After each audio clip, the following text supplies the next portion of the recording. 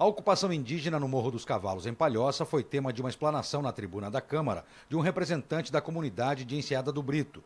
Walter Benson-San falou sobre a situação enfrentada pela comunidade. Eu fui convidado pela Enseada do Brito para expor um assunto referente à ocupação indígena no Morro dos Cavalos e agora, mais recentemente, uma nova invasão próximo ao posto de gasolina da Enseada do Brito, o que vem demonstrando que esse movimento de ocupação irregular da região da Palhoça continua ativo, assim como não existe uma manifestação um pouco mais proativa para coibir esse tipo de invasão. Nós sabemos que houve a CPI da FUNAI em Brasília, onde 22 catarinenses foram indiciados, dentro das mais variadas classificações de crimes, desde fraude, desde formação de quadrilha, enfim, autoridades, inclusive, de Santa Catarina, mas o Estado de Santa Catarina, as nossas representatividades, mesmo até municipais, eu acho que estão um pouco tímidas. Enquanto outros estados estão criando na Assembleia Legislativa, inclusive CPIs para discutir e para dar apoio à CPI da FUNAI em Brasília, aqui em Santa Catarina nós estamos parados.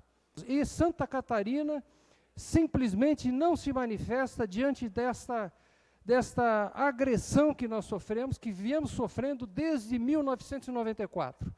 Existem ações tramitando no STF e sabemos como trabalha o STF, todos os senhores sabem.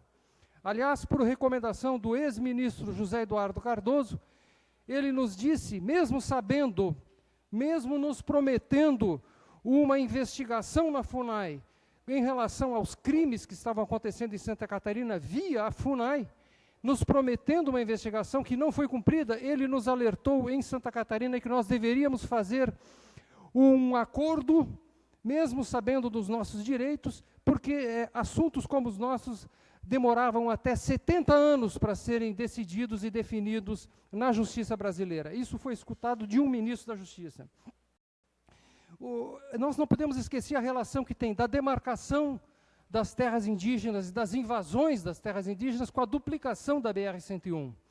A Enseada do Brito foi alijada, o município de Santa Catarina, de Palhoça, foi alijado de todos os seus direitos na questão da duplicação da BR-101. Nós não tivemos uma audiência pública onde participasse a comunidade da Enseada do Brito diretamente afetada pela duplicação da BR, através dos afluxos de água que vinham dessa novo corte feito na BR, através dos túneis que estão sendo feitos que vão ser feitos no Morro dos Cavalos. Nada disso foi discutido com a nossa comunidade. Onde no Brasil, do Oiapoque ao Chuí, comunidades atingidas são convidadas a participar para receberem medidas compensatórias dos impactos sofridos para a obra, na Enseada do Brito nada disso foi feito. Correto, senhores? Então está aí uma medida que eu acho que aqui a Câmara dos Vereadores deveria começar a pensar. Vamos chamar o DENIT, que não responde às nossas cartas, não responde aos nossos apelos para que cumpra uma audiência pública realmente efetiva e que contemple os moradores dentro das suas aspirações. Vamos pedir para vocês agora, senhores, que providenciem com o DENIT, que se discuta o que está acontecendo no Morro dos Cavalos, o que se discuta a relação entre túneis, entre invasões, entre ocupação, entre despejo de pessoas, de moradores da região, que eu acho que são questões que estão interligadas, correto? Outra questão, passaram-se 23 anos, até hoje o município de Palhoça não se manifestou para tentar propor um estudo histórico do que aconteceu no Morro dos Cavalos, do que aconteceu antes da invasão de 94 e o que aconteceu depois da invasão de 94. É importante estabelecer a verdade histórica para que as questões levadas aos autos dos processos demarcatórios não surjam com fraudes que são muitas vezes deixadas de lado por falta de argumentação que deveriam ser produzidas por nós. Como eu estava me referindo, a nossa individualidade nessa luta é que, no decorrer desses anos, a pressão que os moradores, através do seu conselho comunitário, através daqueles que militaram nos autos das ações, através daqueles que testemunharam através desses autos, a pressão que nós sofremos.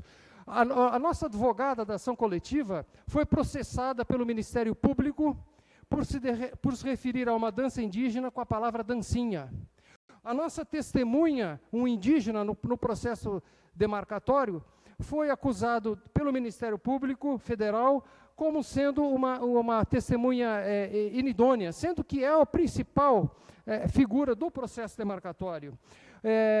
O nosso presidente do Conselho Comunitário da Enseada do Brito foi processada pelo Ministério Público Federal por motivo de uma faixa que foi colocada na BR. Eu pergunto aos senhores, como sozinho nós vamos brigar contra o Ministério Público Federal, contra a Universidade Federal de Santa Catarina, contra a FUNAI, contra as ONGs, contra o Ministério da Justiça, se nós aqui no município da Palhoça não podemos contar efetivamente com os nossos representantes para estarem dos nossos lados com mais eficiência e lutar pelos nossos direitos. Eu fui processado, absolvido em primeira instância, por ter contestado os laudos antropológicos através de argumentações bibliográficas, e fui processado por calúnia e difamação, e fui absolvido.